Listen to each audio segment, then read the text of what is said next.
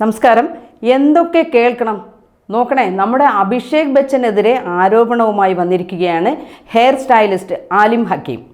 വർഷങ്ങൾക്ക് മുമ്പ് ദസ് എന്ന സിനിമയുടെ ചിത്രീകരണത്തിനിടെ അഭിഷേകിന് മുടി സ്റ്റൈൽ ചെയ്തുകൊണ്ടിരുന്ന തന്നോട് മുടി വെട്ട് മോശമായാൽ കാലിൽ വെടിവെക്കുമെന്ന് പറയുകയും ഒരു പ്രോപ്പ് ഗൺ ഉപയോഗിച്ച് വെടിവെച്ചതിനാൽ അന്ന് തനിക്ക് 10 ദിവസത്തോളം നടക്കാൻ പോലും പറ്റിയില്ല എന്നാണ് ആലിം പറയുന്നത്.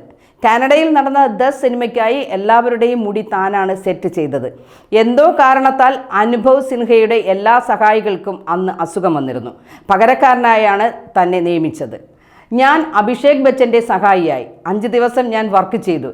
ഷോട്ടുകൾക്കിടെ തുടർച്ച നിലനിർത്താനായി ഞാൻ നന്നായി തന്നെ പ്രവർത്തിക്കുകയും ചെയ്തു. അപ്പോൾ അഭിഷേക് ബച്ചൻ പറയുകയുണ്ടായി, ആലിം, നീ മുടി ശരിയാക്കി കണ്ടിന്യൂവിറ്റി എങ്ങാനും കളഞ്ഞാൽ കാലിൽ വെടിവെക്കും എന്ന്. അദ്ദേഹത്തിൻ്റെ കയ്യിൽ ഒരു പ്രോപ്പ് ഗണ്ണും ഉണ്ടായിരുന്നു. അത് പറഞ്ഞ് തമാശയോടെ അദ്ദേഹം നിലത്തേക്ക് വെടിയുതിർത്തു. എന്നാൽ സമയദോഷം എന്ന് പറയട്ടെ, ബുള്ളറ്റ് തെറിച്ച് തൻ്റെ കാലിൽ കൊണ്ടു. ഭയങ്കര വേദനയായി 10 ദിവസത്തേക്ക് തനിക്ക് നടക്കാൻ കഴിഞ്ഞില്ല എന്നാണ് ആലിം ഹക്കീം ബോളിവുഡ് ബബിളിന് നൽകിയ അഭിമുഖത്തിൽ വെളിപ്പെടുത്തിയിരിക്കുന്നത്.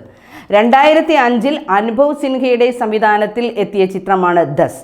സഞ്ജയ് ദത്ത്, സുനിൽ ഷെട്ടി, ഇഷ ഡിയോൾ, ശില്പ ഷെട്ടി, സയ്യിദ് ഖാൻ എന്നിവരാണ് ചിത്രത്തിലുണ്ടായിരുന്ന മറ്റു താരങ്ങൾ.